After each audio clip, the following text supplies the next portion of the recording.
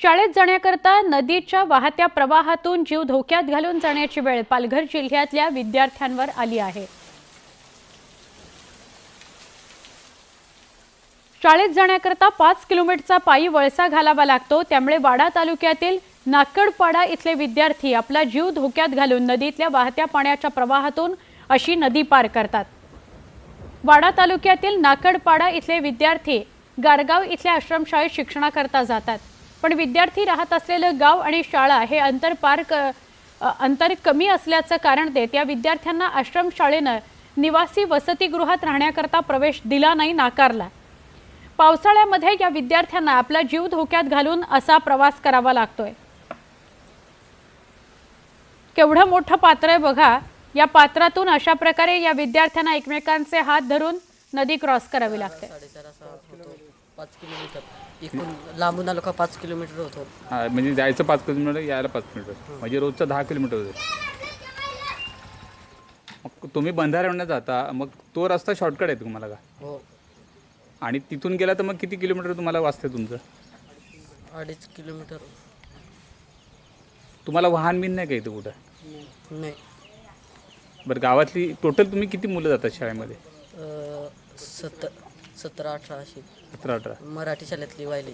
हां, 35-40। म्हणजे आणि कितीपर्यंत मुलं जातात तिकडे शाळेत जातात ती?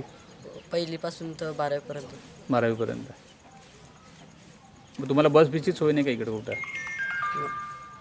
गावातून आमची सरकारकडे अशी एकच मागणी आहे की हा 2-2.5 किलोमीटर जाताना हा पोरांचा प्रवास आहे। हा त्या प्रवासाकडे जाताना पूल जर झाला तर पोरांना या जायला चांगली ही होईल असं। आणि ह्या साईडला जर इकडे पूल नाही झालं तर पोरांची हैराणी होईल।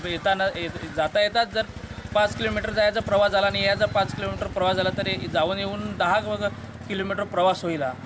जर का सरकारने हा पूल जर बांधून दिला तर मुलांना चांगल्या सोयीसुविधा होतील आणि जीवघेणा प्रवास हा आहे मुलांचा। आमचे प्रतिनिधी राहुल पाटील यांच्याशी आपण बोलूया। राहुल, अशा वेगवेगळ्या बातम्या पावसाळ्याच्या दरम्यान आपण बघतोय। न्यूज 18 लोकमत याला वाचा फोडताय, कारण यांचं आयुष्य, यांचं शिक्षण सुकर व्हावं। काय सांगाल, या मुलांनी आणि त्यांच्या पालकांनी काय व्यथा सांगितल्या? नक्कीच सुवर्ण, आपण बघायला गेलं तर पालघर जिल्ह्यात अनेक गावपाडे जे आहेत ते आजही दळणवळणाचा तिथे मोठ्या प्रमाणावर आपल्याला अभाव पाहायला मिळतोय। रस्ते नाहीयेत आणि मुळात आपण पाहिलं तर पालघरमध्ये पावसाचं प्रमाण हे जास्त असतं। त्याच्यामुळे पावसाळ्यात मोठ्या प्रमाणावर येथील नागरिकांच्या अडचणी ज्या आहेत त्या समोर येत आहेत। त्यातच हा प्रकार जो आहे तो समोर आलेला आहे। वाडा तालुक्यातील जो नाकडपाडा आहे, येथील विद्यार्थी जे आहेत ते गारगाव येथील आश्रमशाळेत आणि जिल्हा परिषदेच्या मराठी शाळेत शिक्षणासाठी जातात। साधारणतः 1ली ते 12वी पर्यंतचे 17 ते 18 विद्यार्थी हे या शाळांमध्ये जातात। मात्र या दोन्ही गावांच्या मध्ये नदी असल्याने या नदीला पूर आल्याने धोकादायक पद्धतीने येथील विद्यार्थी जे आहेत ते जीवघेणा प्रवास करताना आपल्याला दिसून येत आहेत। एकूणच हा व्हिडिओ समोर आल्यानंतर हा सगळा धक्कादायक प्रकार जो आहे तो समोर आलाय। आपण पाहिलं तर एक पर्यायी मार्ग जो आहे तो या मुलांसाठी आहे, मात्र तो साधारणतः 5 ते 6 किलोमीटरचा वळसा घालून जावा लागतंय आणि इतका लांबचा प्रवास, पायी प्रवास करणं विद्यार्थ्यांना झेपत नाही। त्यामुळे कुठेतरी विद्यार्थी शॉर्टकटच्या याच्याने या नदीतून प्रवास करताना दिसत आहेत। जर दुर्घटना घडली तर मोठ्या प्रमाणावर दुर्घटना घडेल, कारण की हे विद्यार्थी सगळे साखळी करून आणि नदी पार करतायत। त्याच्यामुळे जर एखाद्या विद्यार्थ्याचा पाय घसरला आणि तो नदीत पडला तर सर्व विद्यार्थी या पाण्याच्या प्रवाहासोबत सुद्धा वाहून जाण्याची भीती जी आहे ती पालकांकडून व्यक्त करण्यात आली।